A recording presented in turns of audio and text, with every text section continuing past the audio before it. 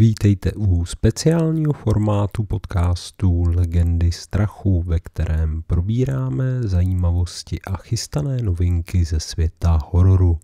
Pokud byste mě sami chtěli na něco upozornit, napište mi na Instagram legendy.strachu. Dnes se podíváme na chystaný seriál It, Welcome to Derry, což se dá přeložit jako to, vítejte v Derry. Jedná se o seriál, který bude mít premiéru letos v září na platformě Max, tedy dřívější HBO Max.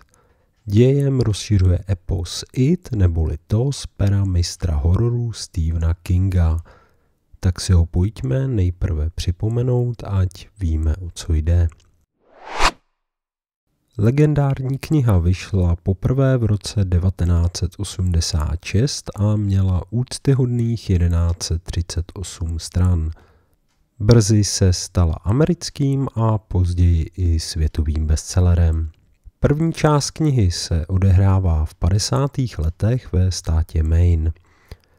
Popisuje skupinu dětí, které si říkají Losers Club, tedy klub smolařů. Ani jeden z nich nikam nezapadá a tak si zůstávají navzájem. Kromě sociálního vyloučení je pojí ještě boj proti zlu. To se vrací do jejich města v pravidelných intervalech. Každých 27 až 30 let se to probouzí.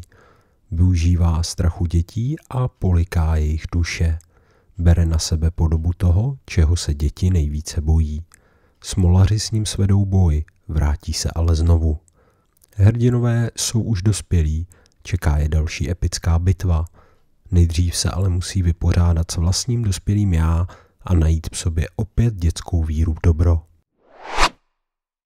Dostat Kingův rozsáhlý román do filmové podoby nebyl lehký úkol. První verze vznikla v roce 1990. Ani velkorysá stopáž 192 minut nedokázala pojmout celý příběh. Film natočil Tommy Lee Wallace. Děj se víceméně drží knihy. Do popředí se tu dostává klaun Pennywise, jedna z podob, kterou na sebe bere to v knize. Skvěle ho stvárnil herec a dabér Tim Curry.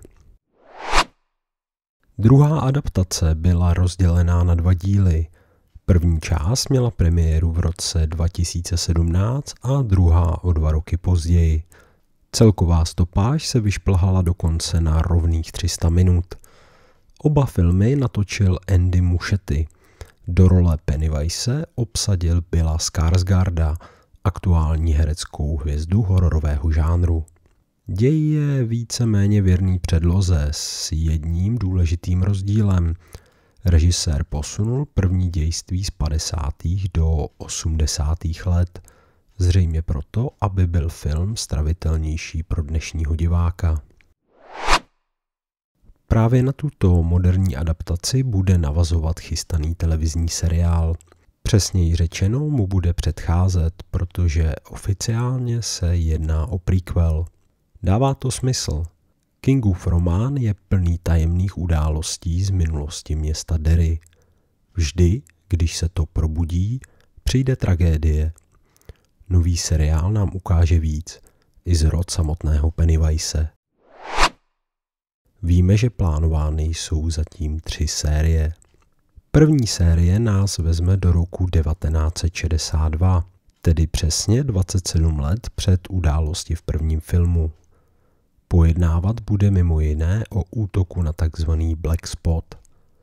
Ten měl rasistické pozadí, ale rovněž byl vyprovokován probuzeným zlem. V knize o této události vypráví otec jedné z hlavních postav, Mikea Hanlona. Spekuluje se, že právě on bude jednou z ústředních postav první série. V další sérii se pravděpodobně podíváme do roku 1935 a zjistíme podrobnosti o masakru Bradleyho gangu. A poslední série se bude točit kolem exploze v Kitchener Iron Work v roce 1908. Za projektem stojí opět režisér Andy Muschietti. Láká diváky, že se dozví více o minulosti a původu klauna Pennywise. Klaun se stal symbolem tohoto hororového fenoménu. Lákavé je, že si ho opět zahraje Bill Skarsgård. Ten si fanoušky získal už ve filmu. Zastínil do té doby nepřekonatelného Tima Curryho. A není divu, Bill přípravu nepodcenil. Čerpal z různých zdrojů, aby předvedl věrohodnou směs šílenství a děsu. Tradují se historky, že po převlečení do kostýmu se do role tak vžil, že děsil i ostatní lidi na place. Rovněž je se seriálem spojen i autor knižní předlohy, tedy sám Stephen King. Propagoval ho na sociálních sítích, například na platformě X, dříve Twitter, vítězně oznamoval dokončení natáčení. Premiéra první série byla totiž původně naplánována už na minulý rok. Na místo seriálu dostali fanoušci pouze krátký teaser. Kvůli stávce scénáristů v Hollywoodu musel být projekt odložen. Za mě je to jeden z nejslibnějších hororových projektů tohoto roku. Zkrátit čekání si můžete četbou knižní předlohy. Vzhledem k jejímu rozsahu ale doporučuji začít už teď. Není to čtení na jednu letní dovolenou. A jestli vás tloušťka knihy odrazuje, mám pro vás dobrou zprávu. Existuje totiž její audioverze, která vyhrála titul Audiokniha roku 2017.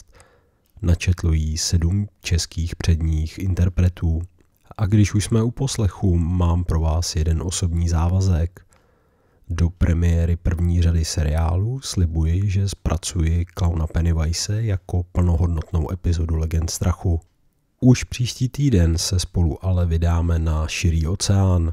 V další epizodě Legend strachu se budu věnovat žralokovi z filmové série Čelisti.